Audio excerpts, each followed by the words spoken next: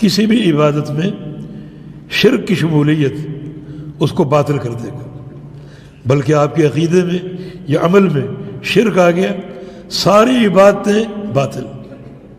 بھائیو، میں اور آپ کس باغ کی مولی؟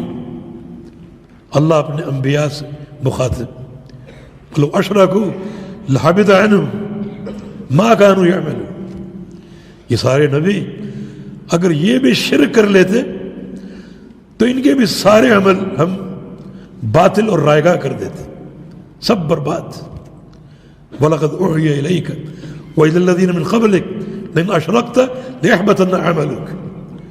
اے میرے حبیب، آپ کو بتا رہے اور آپ سے قبل ہر نبی کو بتا چکے کہ اگر تم نے بھی شرک کر لیا تو تمہاری بھی تمام نیکیاں اور سارے عمل برباد کر دو گے۔ پھر ہماری کیا حیثیت؟ تو یہ بات ساتھ واضح ہو جانی چاہیے، غلط فہمی اپنے دل سے نکال دینی چاہیے کہ اللہ تعالیٰ کسی کی محبت سے مجبور نہیں۔ وہ اللہ جس نے اپنے نبی کو حبیب اللہ کہا ہے اور خلیل اللہ کہا ہے، وہی اللہ اپنے نبی کو بتا رہا ہے کہ اگر آپ نے بھی شرک کر لیا تو آپ کی تمام نیکیاں برباد کر دوں گا۔ پھر ہماری کیا حیثیت؟ ہم کس زعم پر شرک کرتے ہیں؟ تو آپ اس حقیقت کو پہچانیں، لعل اللہ ان یخلصک من هذه الشبکہ، شاید اللہ تعالیٰ آپ کو اس جال سے نکال دے۔ الشبکہ وہ جال جو شکاری اپنے شکار پر پھینکتا ہے، جب وہ جال شکار پہ گر جاتا ہے تو وہ شکار اس میں پھنس جاتا ہے، پھر اس جال سے نکل نہیں پاتا۔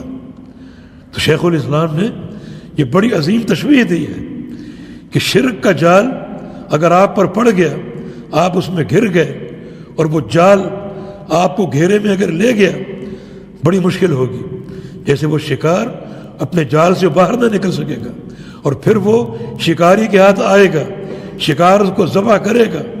اسی طرح اگر شرک کا جال آپ پر پڑ گیا تو آپ برباد ہو جائیں گے اور تباہ ہو جائیں گے۔ تو وہ جال کیا ہے؟ وہ یہ شرک باللہ، اللہ تعالیٰ کے ساتھ شرک کا جال ہے۔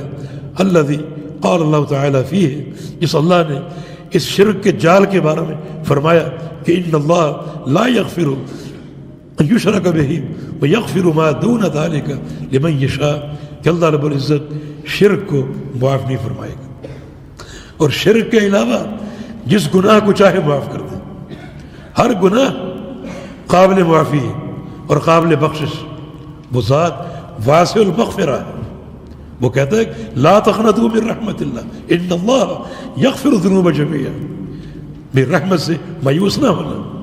اس رحمت کے آثار میں سے یہ ہے کہ اللہ تعالیٰ تمام گناہوں کو معاف کرنے والا ہے، لیکن فرمایا کہ اللہ تعالیٰ شرک معاف نہیں کرے گا، اور شرک کے علاوہ جس گناہ کو چاہے معاف فرما دے۔